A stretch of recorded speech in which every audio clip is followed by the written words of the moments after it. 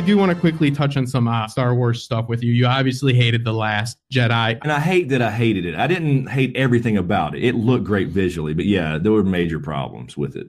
I don't know what it is about those films, if it was the technology or if it was just like what was so much different when Star Wars came out? What drove so many people to become passionate about it? Was it like the first example other than Star Trek of a community being built? Yeah, I think that, but I think I mean, of course, as I've gotten older, I can look back and honestly be a little more cynical about things and say, okay, and yeah, he's had problems too with his, especially dialogue scenes. But when the originals came out, I mean, it literally changed. It's almost like I've seen two movies in my lifetime do change movies as far as change the industry. The first one was Star Wars, and that because they created Industrial Light and Magic around that whole movie. I mean, that was what it was for.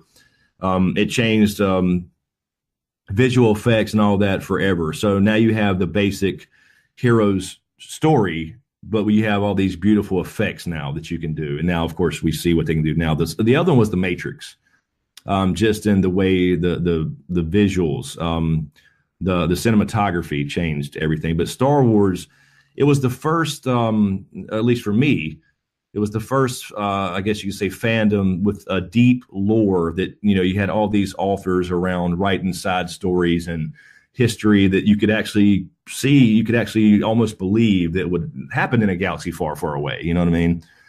It wasn't too, in other words, Star Trek. I love Star Trek, but everything was computer fix this, right? You still had guys with wrenches in the Millennium Falcon, fixing shit in Star Wars. So it was more of a believable type thing, even though they had the technology as well. They grounded it. You have like you said, this epic hero, Luke Skywalker, who is just Mark Hamill, who's not the most epic man, living in the least epic place, the desert. Joe the plumber.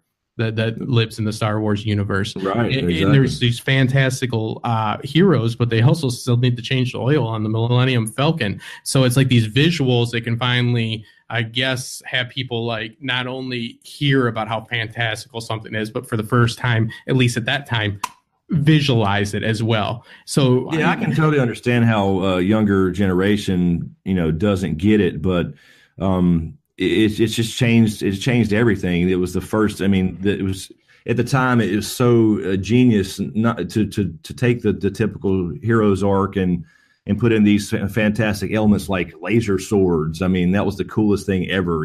So swords and guns. And guns. Exactly. But then, then of course the prequels come around, and you can, with the technology that had been developed because of the first movie and every other movie used that technology since. You could see what they were supposed to look like as far as the flipping and the also, blocking blaster bolts and not just the stand. You look back now at Vader and Obi-Wan, and it's horrible.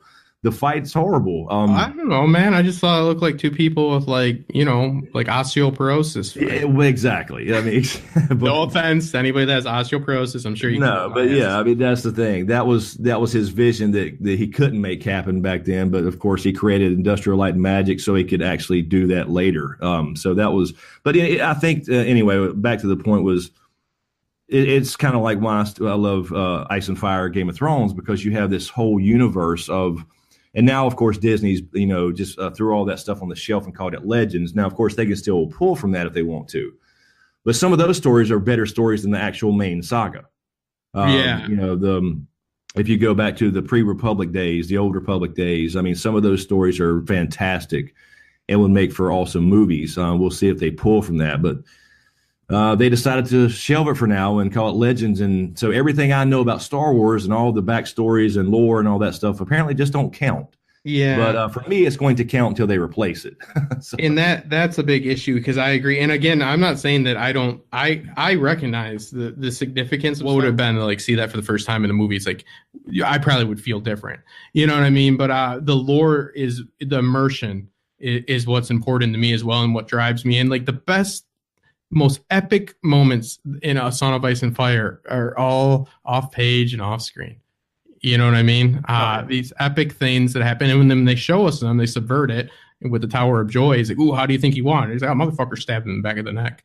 That's how he won." But you know what I mean? But to shit on that lore as Disney has done is a poor decision in my book, because it's disrespectful and I don't see the reason for it. If they don't want to make the movies, fine. But you have told me like months ago, like one of the first times we talked, and we were, messing around with some ideas, and you told me about the Knights of the Old Republic, about there's a whole religious aspect. I didn't know any of this. You know what I mean? And I love that. Seems like what they should make. Why that's what I mean. And going back to the YouTube thing, on my channel, my biggest video for the longest time was History of the Sith, which was very shocking to me, by the way, because if I do anything that's not Game of Thrones, it doesn't get any views. I throw up when I see it. I get nauseous. I'm like, what are you doing Game of Thrones? But I did, with the new movies and stuff being announced, I was like, well, let's do a history and lore on the Sith and the Jedi. And History of the Sith was my biggest video for a long time. And that's when I was getting a little better at editing and put a few graphics and a timeline and stuff in there. And then History of the Jedi, I did 2 parts of that because it was a little longer. And they didn't get seen at all. So back to the frustration of YouTube. But so it carried me for a while. And now I still have a lot of people asking, do more Star Wars content. But there's so many, it's so saturated. It's even more saturated than Game of Thrones. That's what I want to ask. I kind of feel that if you could choose, which would you choose? Let's just say your numbers are going to be good either way, and you got to choose. I don't know. Now I would probably still choose Ice and Fire. Mm-hmm. I don't know. That's a hard one though, because Star Wars is my first love, right? But the thing is there's never been, and like you said earlier about George R. R. Martin, there's so much there that you feel like it's almost real history. There's so much backstory and lore and new things to come, I'm sure, that you could add on to. But they're both so, and I guess it's kind of like he always says, it's just different furniture. So, as far as the setting, otherwise it's the same, as long as it's character driven, it's all that matters. I just think there's deeper characters and with his writing in Ice and Fire. So I don't know. It would be hard for me to flip a coin. I'd flip a coin.